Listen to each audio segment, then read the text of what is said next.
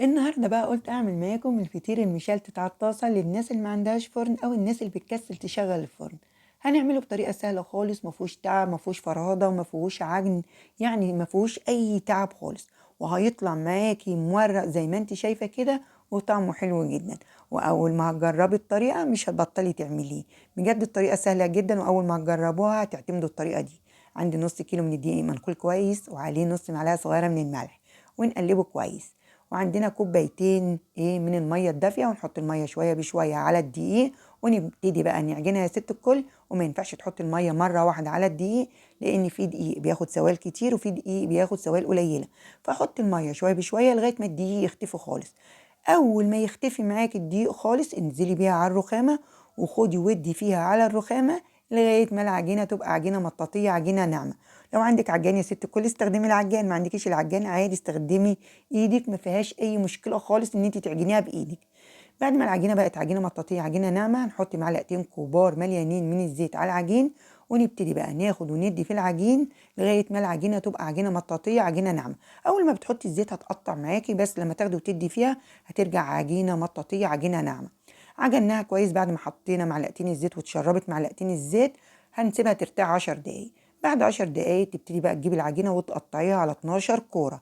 تكوني بقى مجهزه صينيه دهنها شويه زيت او برانشه اللي موجود عندك. اهم حاجه ان انت تدهني الحاجه اللي هتحطي عليها الكرات شويه زيت. تقطعيها بقى على 12 كوره، والكوره مقاس الليمونه الكبيره. وليه قطعتها على 12 كوره؟ لان كل فطيره هتاخد 3 كرات وانا هعمل 4 فطاير. دهنت الرخامة بتاعتي شوية زيت ودهنت ايدي شوية زيت، وابتدي بقى اجيب اول كورة وابتدي افردها على الرخامة زي ما انتوا شايفين كده. الزيت هيسهل معاكي فرد الكورة، هيسهل معاكي الفرد. يعني لازم تدهني ايدك شوية زيت وتدهني الرخامة شوية زيت. لو عملت معاكي فتحات زي كده عادي مفيش اي مشكلة، ما تقلقيش وتقولي الفطير باظ مني، عادي مفيش اي مشكلة. هو هيعمل معاكي فتحات كده عادي مفيش اي مشكلة، ما تقلقيش.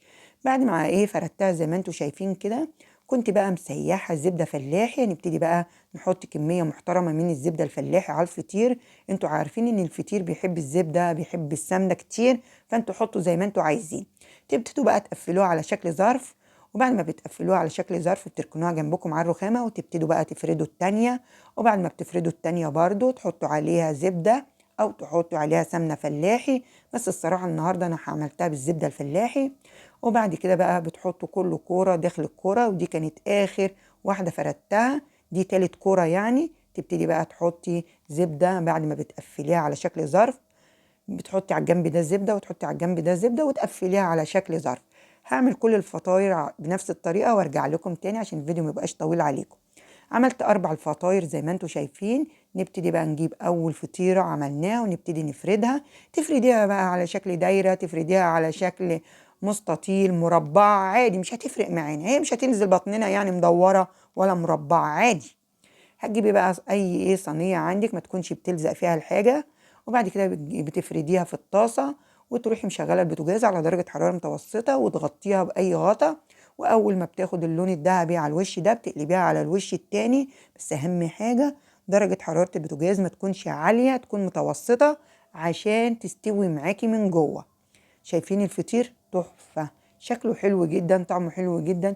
ومن نص كيلو دقيق عملت 4 فطاير حلوين، ضمن مكوناتها، ضمن كمان نظافتها، وكمان كلها توفير. شوفي لو كنت هتشتري الفطير من المخابز هتشتريه غالي جدا، احنا عملناه من نص كيلو من الدقيق.